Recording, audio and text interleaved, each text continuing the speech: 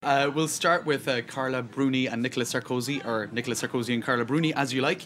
In the United States, New York Times blog The Caucus reports that they were eating at Ben's Chili Bar, an infamous eatery on U Street in Washington, D.C. This seems to be getting more attention than anything they said at the press conference, actually. The fact that they ate hot dogs in Washington.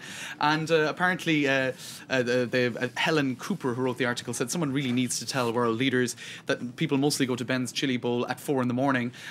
When they need sustenance to cushion the impact of a night of bad behaviour. So apparently it seems to have more... Perhaps they were. Maybe so. Maybe it was such a late night that it was the next day. Who knows what was going on.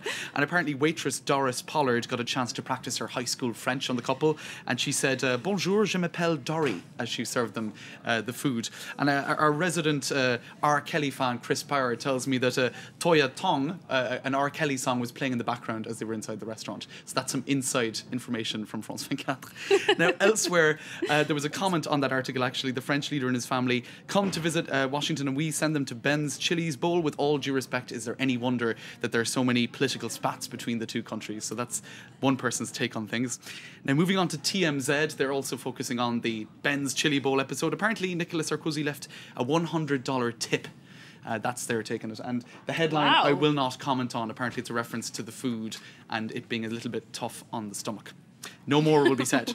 Now, The Guardian is going into the details of what was said yesterday. Of course, sanctions being announced against Iran, both announcing that they wanted tougher UN sanctions.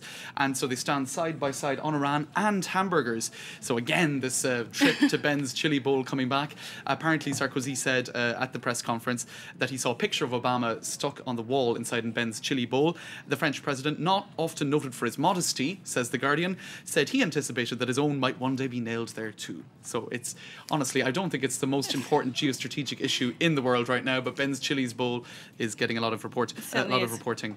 And we'll just finish with the Drudge Report. They're focusing on that Iran statement. Dynamic duo lead charge on Iran, and a pretty impressive photo of the two of them.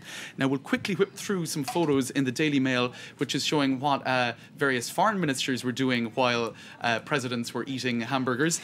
You've got, this is in Canada at a foreign ministers summit in Quebec, and you've got Miliband, Hilly and Millie, as they're being called here. Oh, I like that. It's funny, isn't it? And they're eating, what is it again? I wrote it down. It's Canadian maple taffy. It's a sort of a toffee thing made out of maple syrup. So we'll look at the next photo. That's Kushner there, getting a big mouthful of his taffy. And at the end, you see all three of the British, French and American ministers enjoying their taffy. Now, we'll move on to another matter of prime importance, and that is in the Times Online. Bye bye boys, implants are out. Now, apparently the Times Online is concluding, based on the fact that Victoria Beckham apparently had breast implants removed, and the producer for Pirates of the Caribbean has banned actresses with breast implants. Based on these two pieces of information, apparently the fad is over. Fake breasts, they're calling it a fake breast deflation. And actually, the reason I'm pointing that out is because in Le Parisien today, the French press review, 30,000 women have been asked to come back after breast implants that they have had in France and elsewhere were seen as faulty.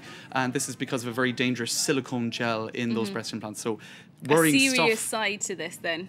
Indeed. Now, we'll move on to one final story in The Independent.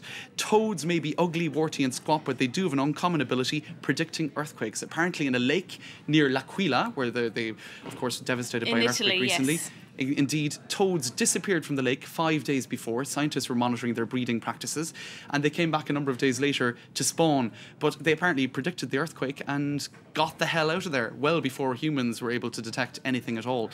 So they're talking about animals' ability to detect all sorts of weird things in nature. Sixth sense. Indeed. And will I just tell you about sharks? They can detect a single drop of blood diluted in 100 litres of water. That's what a shark can do. So sharks, toads, they're way more intelligent than we are. Okay. I'm being told to be quiet. Thank you very much indeed for that. All right, let's remind ourselves of the main international